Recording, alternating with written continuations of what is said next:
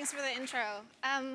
Every time someone learns that I work on this human-robot interaction thing, they'll come up to me and say, so when are they going to take my jobs? And when are they going to take over the world? Because really that's the most important thing to know. And what should my kids know about that? And inevitably, my answer is always just spend a little bit of time with the state-of-the-art robots, and you won't be so worried.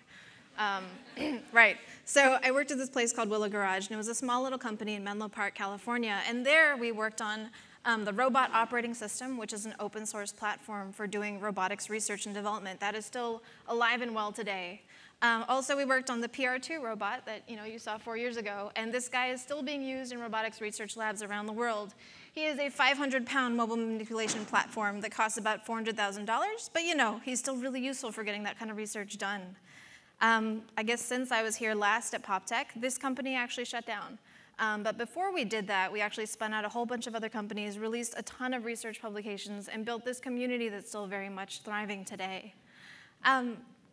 Since Willow Garage shut down, I went to Google X, and there we were working on some robot-y things too, right? So I worked on this thing called Project Wing. Google X is also known for things like self-driving cars, Google Glass, stratosphere inner balloons, that kind of stuff.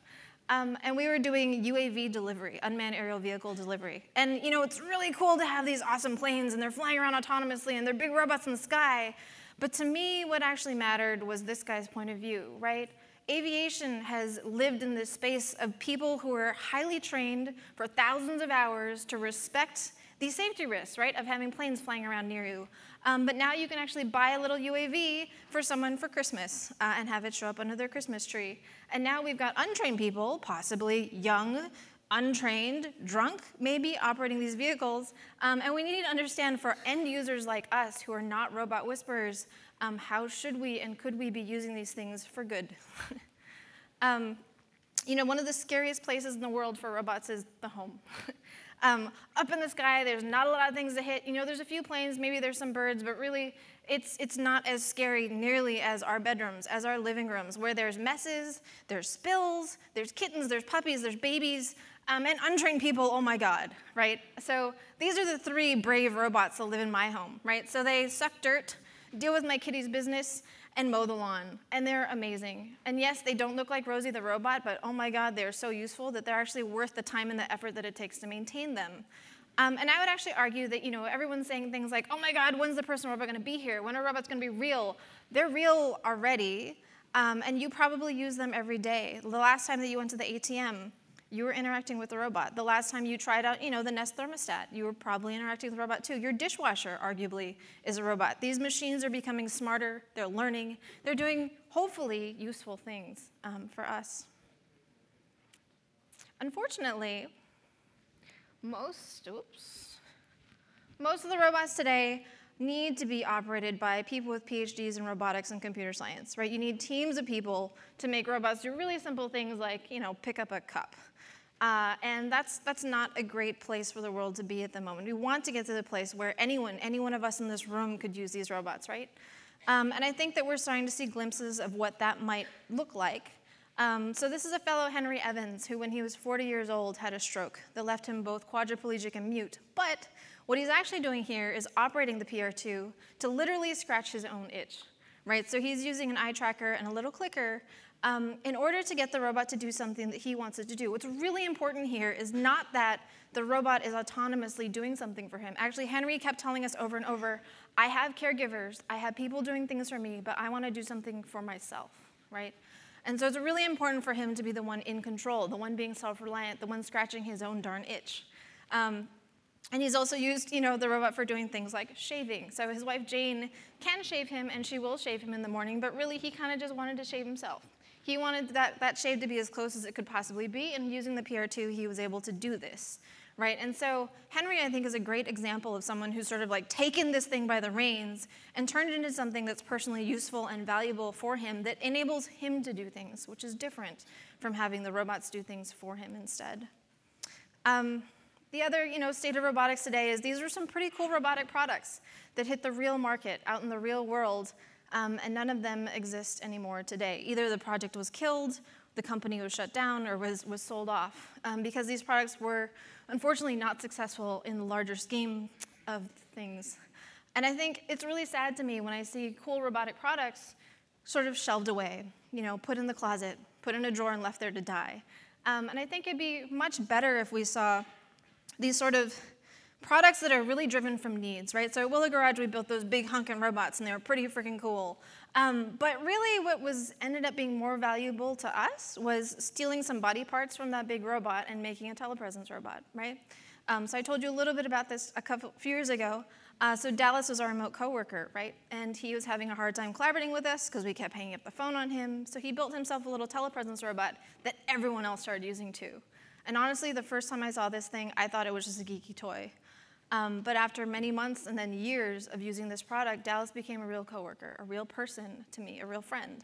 And these are just some of our coworkers using these to not play pool because these robots don't have arms, but they're heckling our friends who are playing pool, which is super important, right? So if you're trying to build remote collaborative teams that work really well together, the rapport that you build with those coworkers matters a ton.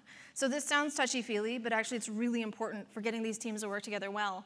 A lot of folks would also tell us, oh, this would be so cool if the grandkids could visit grandma in the nursing home. We're like, yeah, okay, maybe that's cool. Let's go talk to grandma.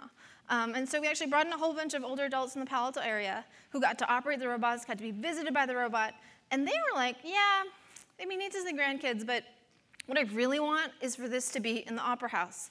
I want this to be in the baseball stadium. I want to heckle those players from the stands with my friends next to me.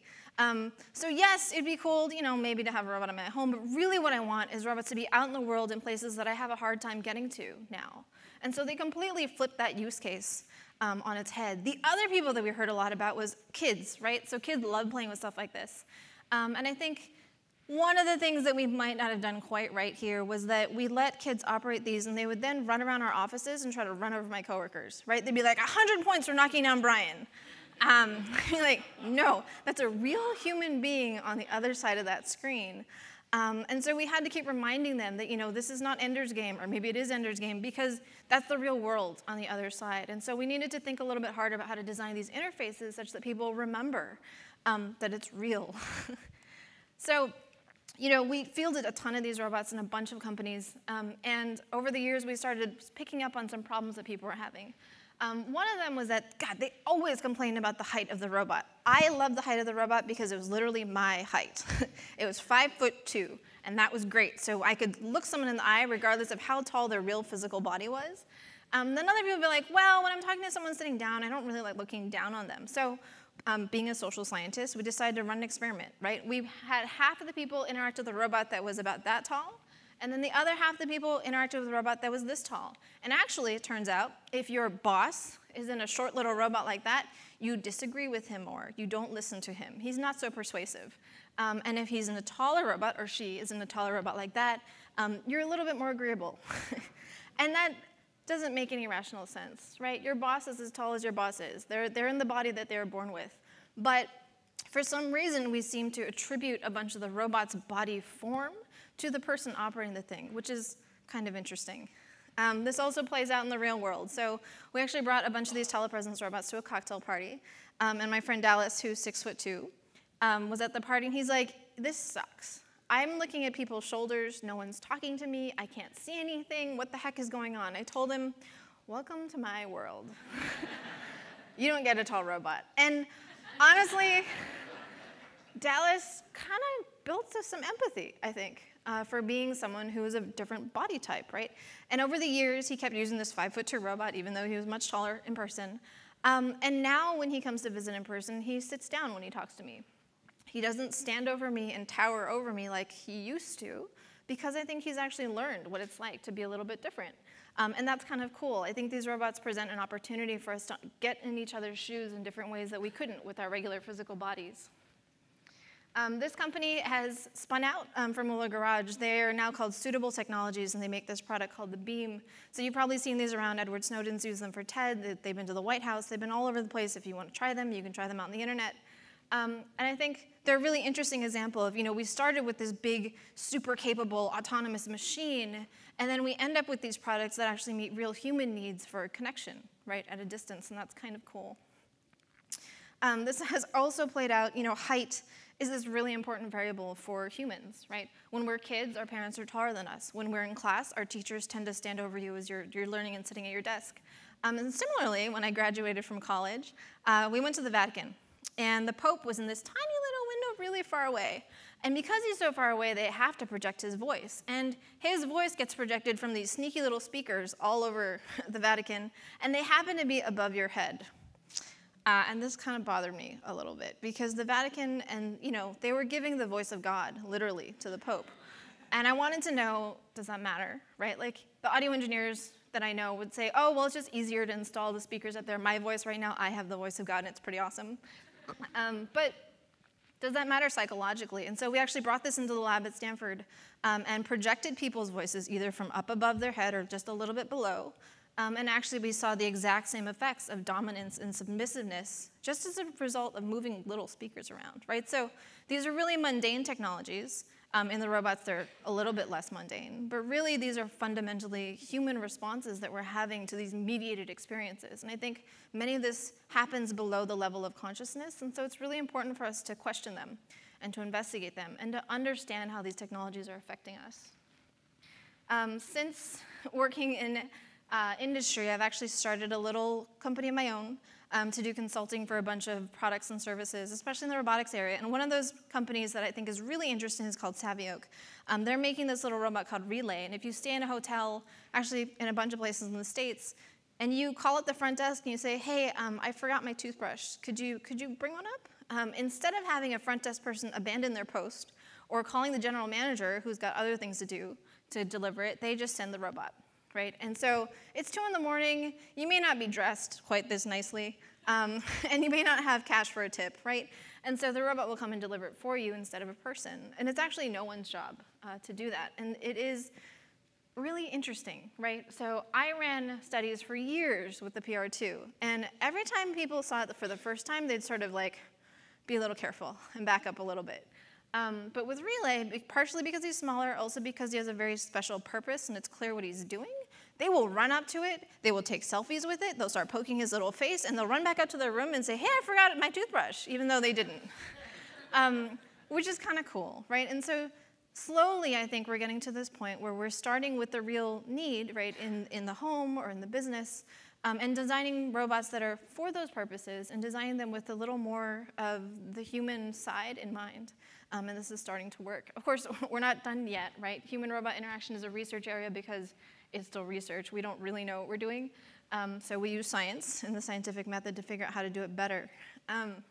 The person I think who influenced me by far the most was my PhD advisor. So Cliff Nass was a guy who really introduced me to this idea of you should and could use social science methods in order to design technologies better, right? And so his work was really looking at how we unconsciously will treat computers, media, television, all kinds of things as if they were people, even though rationally we know that they're not. And so you will attribute, and I will attribute, personality, gender, age, ethnicity, and all kinds of other dimensions that make no sense to attribute to machines, and yet we do, and that not only affects the ways that we perceive these systems, but they also affect the ways that we behave. So for example, if you're kind of upset, right, and you get in your car and you're driving home, and your little navigation voice agent sounds really chipper, you actually drive less safely.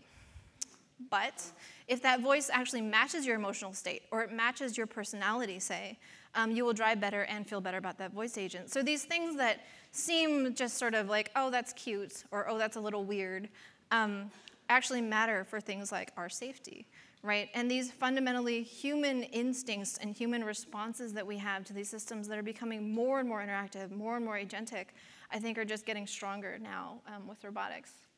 So soon after I got off this PopTech stage 4 years ago, Cliff actually passed away. And that was a pretty big hit to me and to all of us.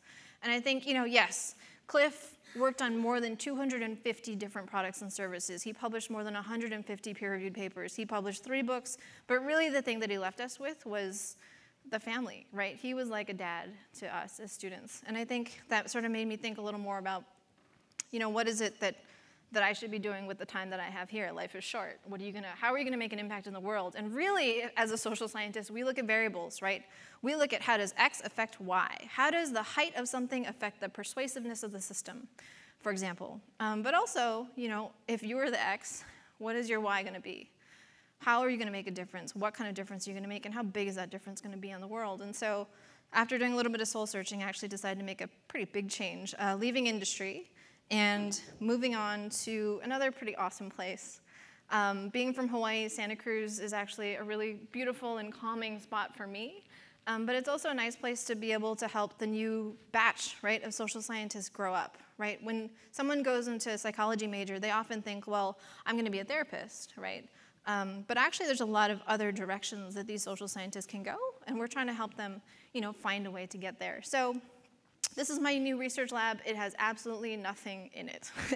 We don't even have chairs yet, right? I just started 4 months ago. But the kinds of things that I think we're going to be looking at are things that maybe we couldn't have done in industry. I want to help understand, for someone like Henry Evans, how do you keep giving them that sense of control and also that sense of responsibility, right? Please don't run over my coworker Brian, because that's just not nice. How do we help people to use these in appropriate and responsible and respectful ways? And as these technologies are getting more autonomous, right? So as your car learns to drive more safely and tries to help you drive more safely, how is that all going to work, right? How are we going to be looking at the types of skills that we use as humans versus the types of skills that we used from the computers? Because there are things that people are better at versus machines, and I think we should leverage those differences, not run away from them. So, we are not victims of technological change. We are the ones who are inventing these technologies, and I really think that if we are going to design a more human-centered future for AI and robotics, then we kind of got to roll up our sleeves and get back to work now. Thanks.